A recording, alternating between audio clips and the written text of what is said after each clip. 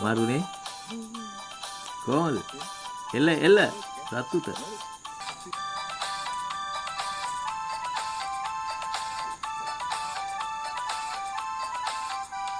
චා මාරු රස පෙනි.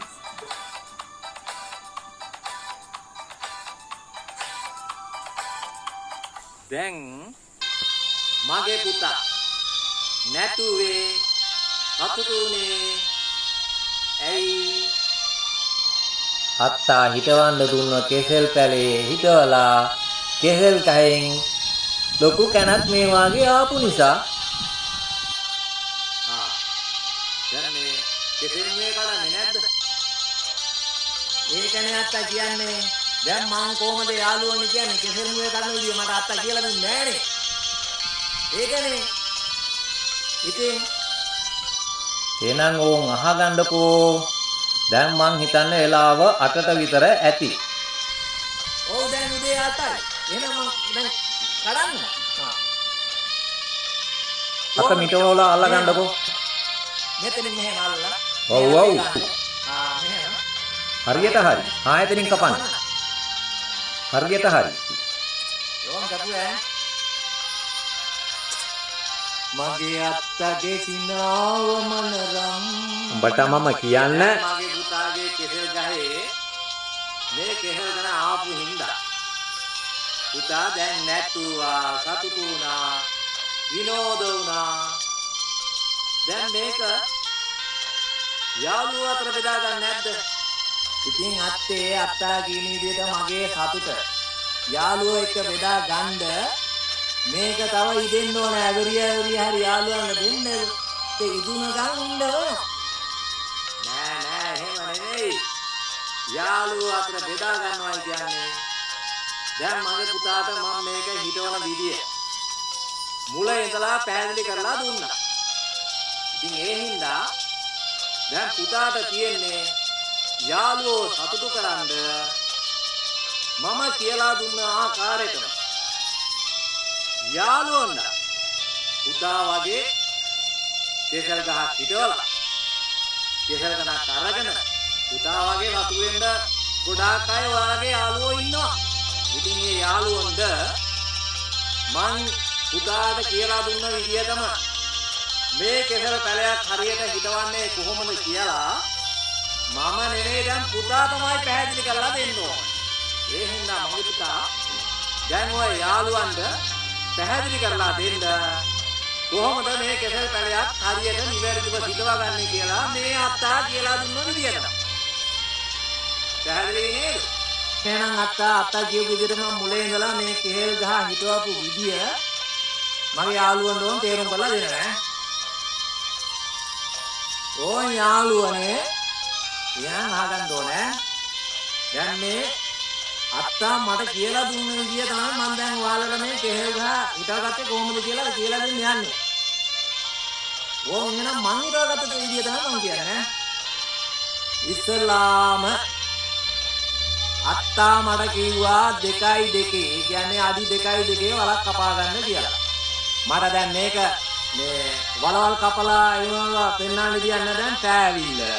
ඉතින් දැන් ඉස්සරහට වහින කාලේ එනවා. ඔයාලා වහින කාලෙට මම මේ කෙසෙල් ගහ හිටවගත්ත විදිය දැන් මම කියලා දෙනවා. ඔයාලා එතකොට මම කියන විදිහට හිටව ගන්න. හොඳේ? අඩි 2.2 වලක් කපා ගන්න කිව්වා. මං අඩි 2.2 වලක් කපා ගත්තා.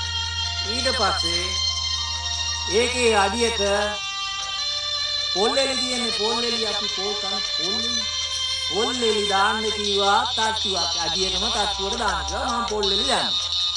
ඊට පස්සේ කරදහයිය අර වී මෝල් වල තියෙන කරදහයිය ආන්ගේ කරදහයිය බාදි දෙකක්ම දැම්මා. ඊට පස්සේ අත්තා හදාගත්ත කොම්පෝස්ට් පොර තිබුණා. ඒකත් බාදියක් දැම්මා. ඊට පස්සේ අර වල කපාගත්ත මතුවට පස් තිබුණා නේද? ඒ පසුයි තව කුණු ගොඩේ දිරාපු රොඩු දුවාගත් තිබුණා. ඒ රොඩුයි අර පසුයි දෙකම මම කවලම් කෙරුවා. කවලම් කරලා ඉවෙලා අර ගිනිජීරිය LBC හැම කියලා කියන්නේ. ආන් ඒවා අතු ටිකක් කඩලා අරකටම කවලම් කරලා වලේ උද්දට අනලා කවලම් කරලා ඒකට දැම්මා. දාලා ඉවරලා අඩි භාගයක් විතර ඉතුරු වෙන්න කියලා අත්තා මට දුන්නා මේ වාගේ හොඳ කෙසෙල් ගහකින්. ඒකට මොකද්ද අත්තා කියන්නේ? කඩුපත් මොරෙය. කඩුපත් මොරෙය දුන්නා. ඒක මං ඒකේ හිතෙව්වා. හිතවලා ආයමතු පිටපත් ටිකක් දාලා වටේට පොඩ්ඩක් බුරු කරලා වතුර දැම්මා. වතුර දාලා ඉවරලා සතියෙන් සතිය විතර වතුර දැම්මා වගේ. දාලා මාස 5යි ගියේ මේ මගේ අප්පා. ඔව් මාස 5න් කියලා නැතුණා. ඉතින් ඕක තමයි අත්තා කියපු විදිය මං කියේ. මොහොම තමයි දැන්. ඉතින් අත්තා කියපු විදියට තමයි මං දැන් ඔයාලට කියලා දුන්නේ. ඊට පස්සේ දැන් අර කෙසෙල් මුවේ තියෙනනේ මුවේ. ඒ කෙසෙල් මුවේ කපන්න කිව්වේ අත්තා කොහොමද දන්නවද? මේ කෙසෙල් මුවේ කපනකොට අත්තා කියපු විදිය මං කියන්නේ ඈ. දැන් අපි රැට නිදා ගන්නවා. නිදා ගන්නකොට අපේ ලේ හොඳට ශරීරයේ නිවිලා නිකන් පිසිල් තත්ත්වයෙන් තියෙනවා. එතකොට අපි දවල්ට අවුවේ ඉන්නකොට අපේ ලේ ගොඩාක් රත් වෙනවනේ. එතකොට අපිට තුවාලයක් වුණොත් මොකද වෙන්නේ? ලේ ගොඩාක් යනවා. ඇයි ඒ? ලේ රත් වෙලානේ තියෙන්නේ. ඉතින් ඒ වාගේ මේ කෙසෙල් ගහේ අවුව වැටෙනකොට මේක රත් වෙලා මේකෙත් ලේ තියෙනවා. ඉතින් ඒ ලේ උණු වෙලා තියෙන්නේ. ඒ හින්දා තමයි අත්තා කිව්වේ උදේ 6ත් 8ත් විතර කාල සීමාව විතර කෙසෙල් මුවේ කපන්න කියලා.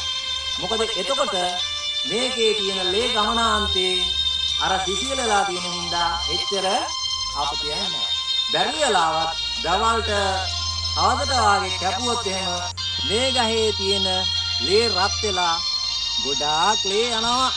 එතකොට මේකේ තියෙන කෙසෙල් ගණට එන පෝෂක කොටස් ප්‍රමාණය අපතේ යන. ඕක තමයි අත්තගේ රහස.